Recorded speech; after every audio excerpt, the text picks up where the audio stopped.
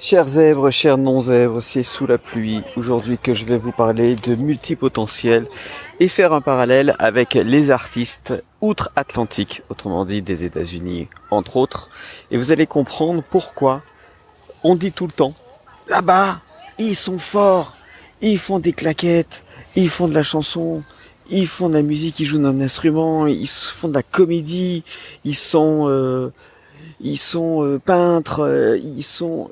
Eh oui, eh oui, eh oui. Et vous allez vous dire, bah oui, ça c'est forcément c'est une question de talent.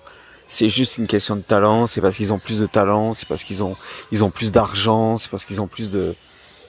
Moi je vais vous répondre comme à mon habitude, hein. Non, ça n'a rien à voir. C'est pas du tout pour ça.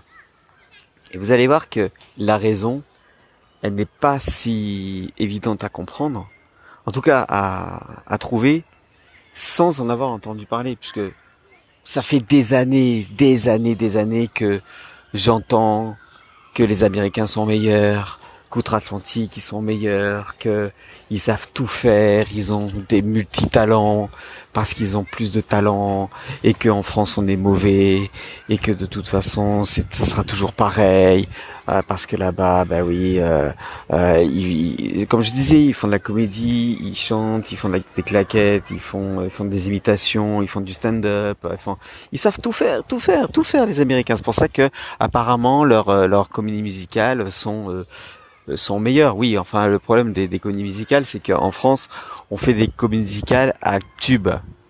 On cherche à avoir des tubes dans les comédies musicales pour faire en sorte d'intéresser le grand public à une œuvre un peu plus complexe.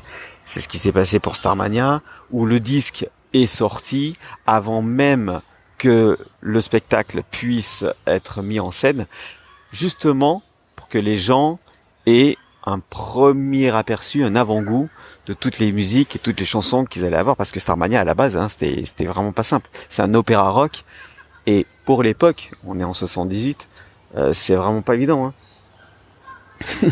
C'était pas gagné du tout, mais alors du tout, puisqu'on mélangeait la musique un peu lyrique avec de la musique pop. Et ça, c'était pas gagné. Toujours est-il que les artistes américains ont une différence majeure par rapport aux artistes français. Et c'est pour ça qu'ils ont, on va dire, plus de cordes à leur arc. La raison est simple.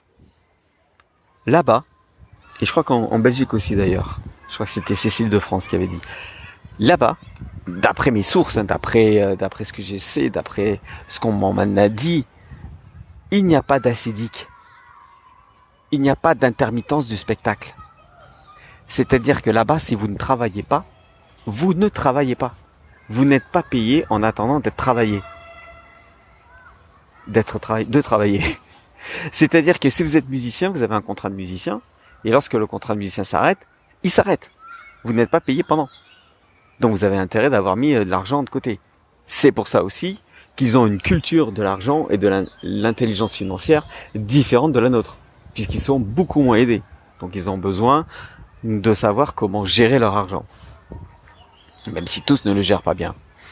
Maintenant, si vous n'avez pas l'intermittence du spectacle, qui a un statut, donc en gros c'est les ascédiques hein, qui payent, hein, c'est-à-dire tout ce que vous avez cotisé, tout ce qu'ils ont cotisé, comment vous allez faire?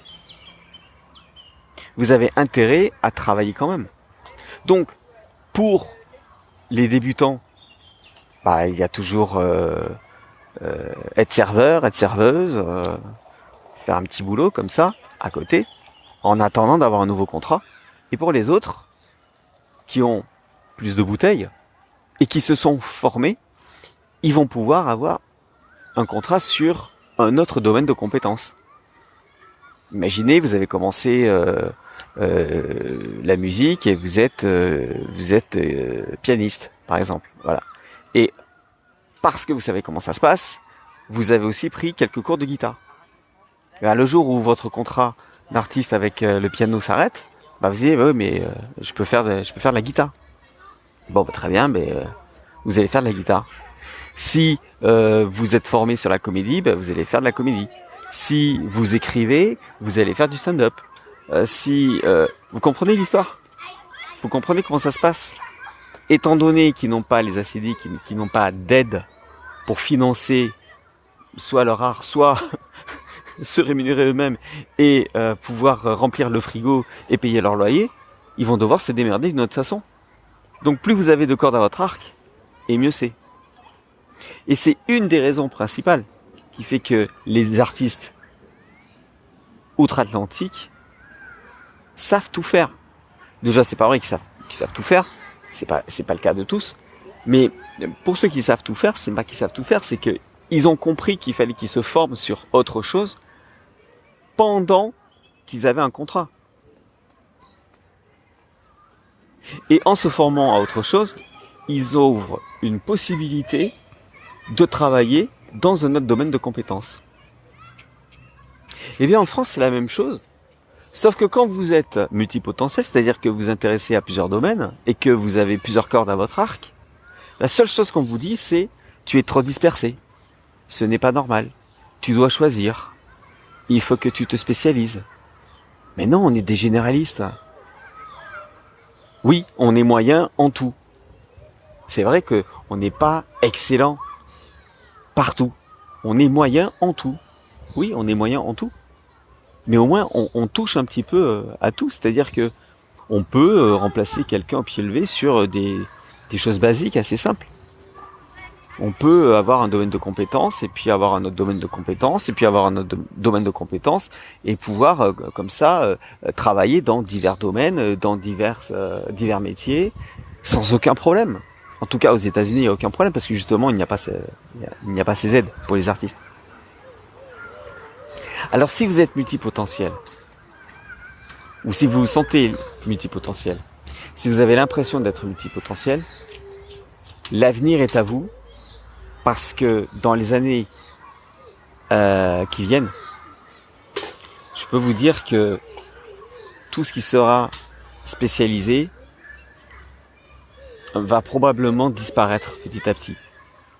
Dans quelques années, je crois que c'est dans 20-30 ans, je crois, il y aura au moins 80% des métiers, d'après ce qu'on dit, qui n'existeront plus puisqu'ils ont été remplacés par des robots robotisés ou la fameuse et sacro-sainte intelligence artificielle qui absolument est magnifique. Oui, c'est magnifique pour changer le monde et pour virer des gens, ça c'est sûr. Ça c'est sûr. Mais nous n'allons pas jeter le bain avec l'eau du bain. Le bébé avec l'eau du bain, je dis n'importe quoi. Parce que, bien sûr, il y a des choses intéressantes dans l'intelligence artificielle, mais ce qui est toujours regrettable, c'est lorsque quelque chose remplace quelque chose d'autre. Il vaut mieux faire une fusion, il vaut mieux faire une collaboration, il vaut mieux faire... Oula, collaboration, c'est pas bien vu comme mot. Il vaut mieux faire une colocation de talents, par exemple, voilà. Avec plusieurs talents, on en fait un seul, on fait des comédies musicales, on fait des grands projets avec plusieurs pays, voilà. C'est ça à la base là, qui est intéressant dans le côté multipotentiel, c'est que vous allez pouvoir travailler dans divers domaines. Et si vous êtes spécialiste, je vous mets en garde. Si vous avez un métier là et que vous êtes spécialiste et que vous sentez que l'intelligence artificielle peut vous remplacer, commencez à vous former tout de suite. Formez-vous à autre chose. Formez-vous un maximum. Ayez plusieurs compétences. Ayez plusieurs cordes à votre arc. Il n'y a que comme ça que vous allez pouvoir vous en sortir. Un podcast important pour moi, puisque ça fait un moment que j'entendais parler du talent des artistes outre-Atlantique, mais je peux vous dire qu'en France, il y avait des cabarets, et dans les cabarets, vous aviez des artistes comme, je sais pas moi, Yves Montand, Michel Serrault, il y avait tous les artistes, on va dire, d'avant-guerre et d'après-guerre avant les 30 Glorieuses, on va dire. Ils étaient obligés de courir le cachet, et de savoir tout faire. une seule chanson ne suffisait pas, donc il faisait la poésie, il faisait un numéro de claquette, un numéro d'imitation, on appelait ça les cabarets. Et avec les cabarets, les artistes savaient faire un maximum de choses. Et ensuite, on s'est spécialisé. Parce qu'on avait besoin, juste après la guerre, d'avoir des spécialistes dans pas mal de domaines. Puisqu'on manquait de main-d'œuvre, donc il fallait spécialiser les gens dans des domaines différents. Mais à la base, les artistes, par exemple, savent faire beaucoup de choses. Si on revient à la Renaissance, par exemple, c'est la Renaissance, je crois, oui. Léonard de Vinci était multipotentiel. Et il y avait pas mal d'artistes qui étaient multipotentiels. Léonard de Vinci a inventé l'hélicoptère, en plus d'avoir peint la Joconde. Il avait plusieurs cordes à son arc. Mais je reviendrai peut-être sur un podcast sur Léonard de Vinci, qui a inventé pas mal de choses, et dont vous ignorez les secrets.